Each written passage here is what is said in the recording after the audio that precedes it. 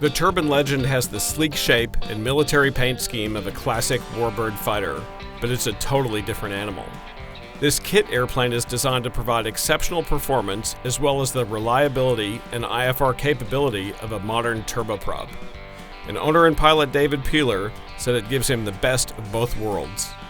It's kind of one of the old school analog panels. It's got a Garmin 530 and a Garmin 430 in it and all the typical analog gauges, but it's really well laid out. Feels like a fighter. Big bubble cockpit, bubble canopy. It's got the seat is reclined about 30 degrees. Thick with the throttle right where a typical, warbird or fighter would be. Turn one of the pumps on, and we're going to hit the start. It's super simple, push button start. You basically monitor the start. The turbine engine is actually easier to operate. It's a low workload airplane. So once you get up and go, there's just not much to do other than take that one lever and go front and back with it.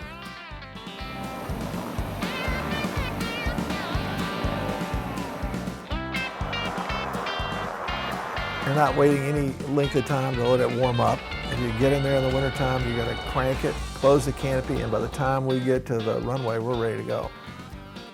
Takeoff, we try to hit about 97, 98% power, 10 to 15 degrees of flaps, because it is high wing loaded.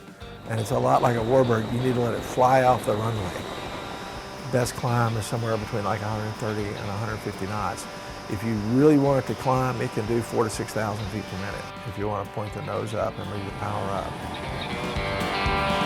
Oh, back to idle. There's 80 knots with her right now. Raise in. There's 70 knots. There's 60 knots. Too shabby, huh? Wow.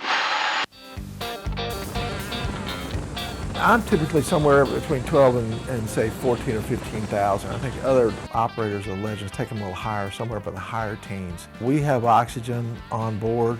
Just typical rules require we wear it.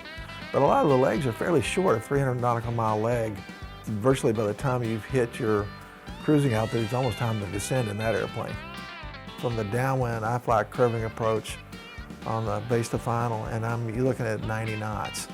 Once you touch down, you can put it into beta almost to reverse, and you can stop it on a dime. We have a little bit of positive pressure, and we're using more aileron pressure than aileron roll rate, if you know what I mean.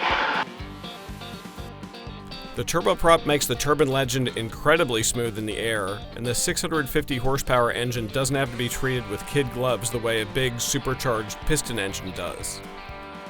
The Turbine Legend is light and nimble in flight. It rolls about 120 degrees per second, and its composite airframe is stressed for aerobatics.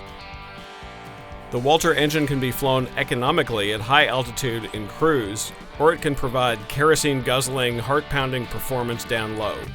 It all depends on whether the pilot wants to fly like a fighter or a traveler. Dave Hirschman, AOPA Live.